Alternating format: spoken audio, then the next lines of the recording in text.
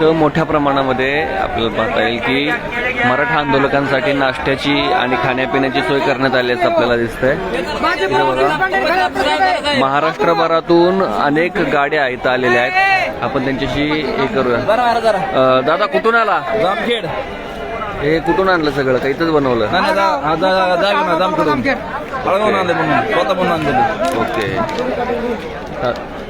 तर एकंदर ही परिस्थिती आहे. हे महानगरपालिकेचं ऑफिस आहे मुंबईच्या आणि इथं मराठा बांधवांसाठी मोठ्या प्रमाणात नाश्त्याची आणि खाण्यापिण्याची सोय केलेली आहे. खरं तर पहिले 3 दिवस इथं अशा पद्धतीची सोय नव्हती, त्यामुळं मराठा बांधवांचे हाल झाल्याचं पाहायला मिळालं. आता आज मात्र अनेक गाड्या इथं आलेल्या आहेत. अगदी पुढं सुद्धा इथं सर्व प्रकारचं खाण्यापिण्याचं वाटप आहे. बिस्किटचे पुडे, पाण्याच्या बिस्किटचे वाटप, लापशी अशी हे बघा आता बिस्किटचे पुडे देत आहेत मराठा बांधवांसाठी.